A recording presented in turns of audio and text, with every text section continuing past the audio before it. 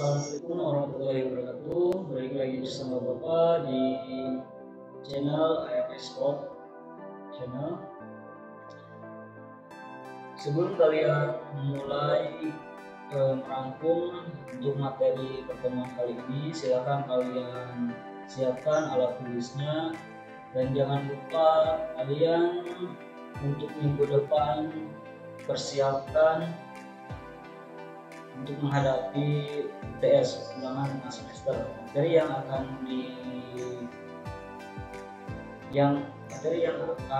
ada dalam UTS itu yaitu materi permainan bola besar dan bola kecil sampai pertemuan saat ini.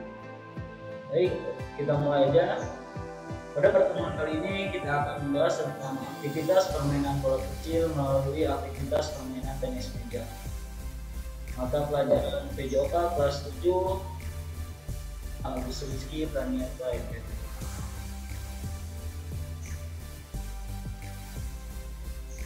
Pengertian dan asal usul permainan tenis meja.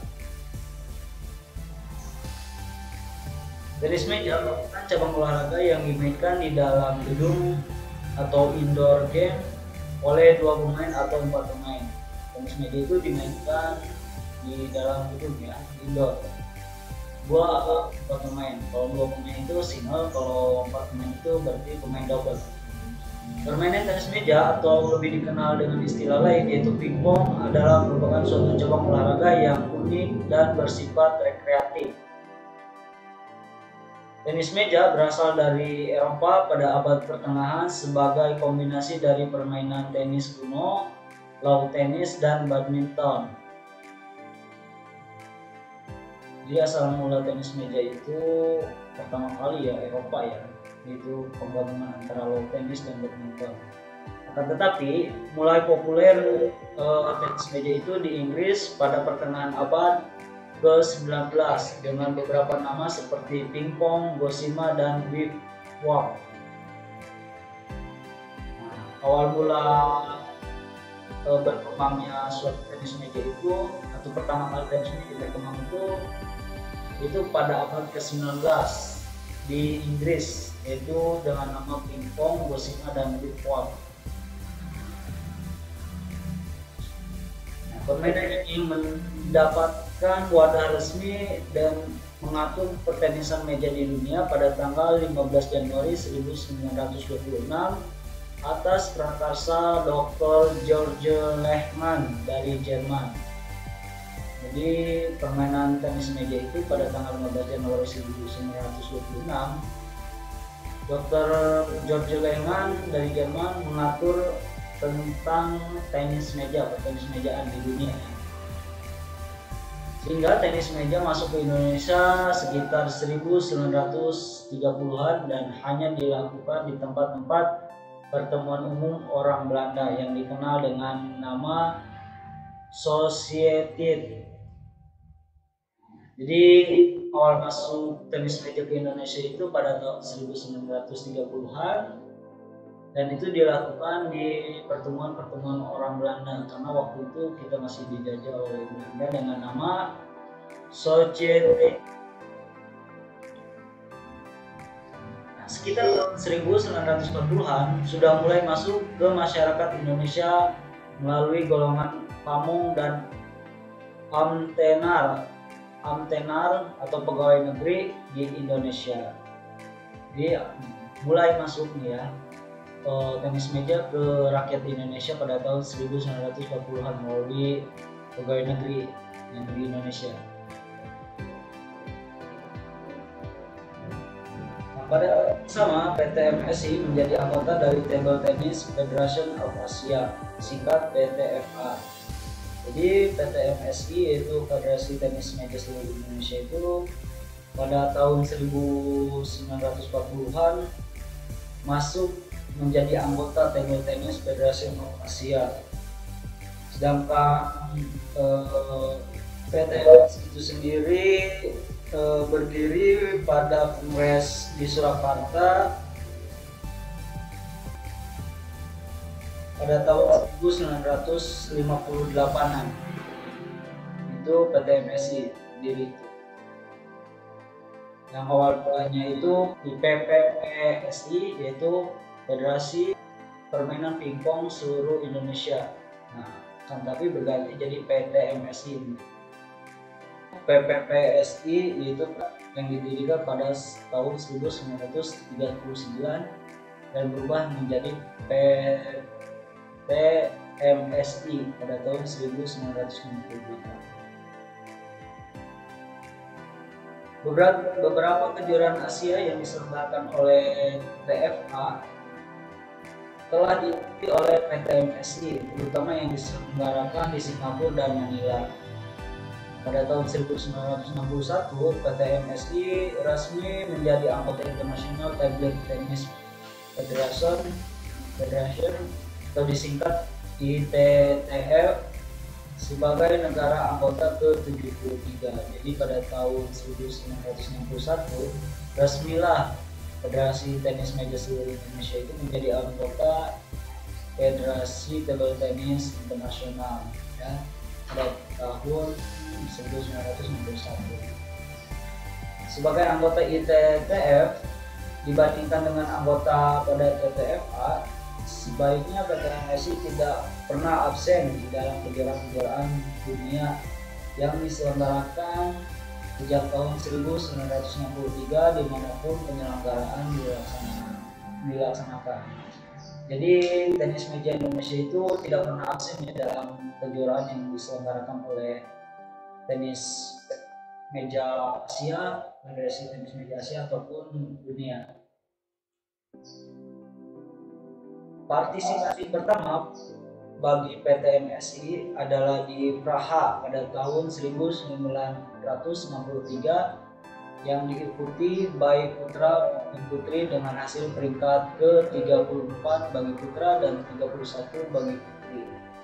Jadi awal mula mengikuti kejuaraan di Praha pada tahun 1963, petenis Indonesia atau petenis nasional kita bagi putra mendapatkan peringkat 34 dan untuk putri mendapatkan peringkat ke-31. Kelengkapan lapangan permainan tenis meja, raket atau bat permainan tenis meja. Ukuran berat untuk net tidak ditentukan, tetapi daun net harus datar dan kaku. Ketebalan daun net minimal 85% harus terbuat dari kayu alam, dapat dilapisi dengan bahan perekat yang berserat seperti fiber karbon atau fiberglass, atau dari bahan kertas yang dipadatkan. Bahan tersebut tidak lebih dari 7,5% dari total ketebalan, yaitu 0,35 mm. Adalah merupakan bagian yang sangat sedikit atau tipis. Sisi daun net yang digunakan untuk memukul bola harus ditutupi oleh karet berbintik biasa atau karet berbintik yang menonjol keluar, namun memiliki ketebalan termasuk lapisan lem perekat tidak lebih dari 2 mm, atau karet datar yang berbintik keluar dan karet berbintik ke dalam harus memiliki ketebalan tidak lebih dari 4 mm termasuk lem perekat. Nah, seperti ini ya daun batnya itu. Bisa kalian lihat. Lapangan tenis meja. Untuk lapangan tenis meja bisa dilihat untuk panjangnya itu berkisar 2,74 meter dan untuk lebarnya itu berkisar 1,525 meter. Dan untuk tinggi mejanya itu berkisar 78 cm. Untuk tinggi net 16,26 cm. Bisa kalian lihat gambarnya ya.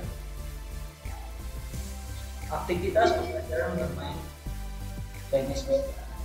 Pada dasarnya gerakan spesifik permainan tenis meja dapat dibagi menjadi 4, yaitu gerakan memegang bat atau grip, gerakan siap sedia atau stance, gerakan kaki atau footwork, dan gerakan pukulan atau stroke. Aktivitas pembelajaran memegang bat.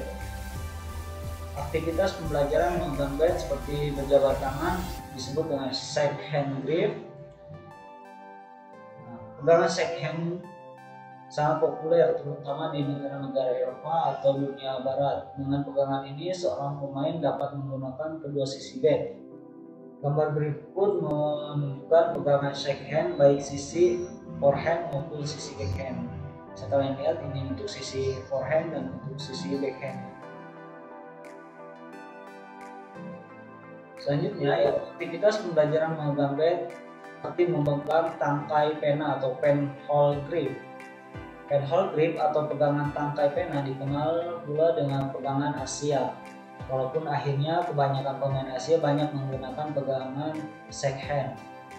Pada pegangan ini hanya satu sisi bat yang dapat digunakan. Seperti ini ya, hanya sisi ini doang yang dapat digunakan. Ini penhole grip atau pegangan tangkai pena. Aktivitas pembelajaran gerak spesifik siap sedia atau stand. Stand di sini berarti posisi kaki, badan dan tangan pada saat siap menunggu bola atau pada saat memukul bola.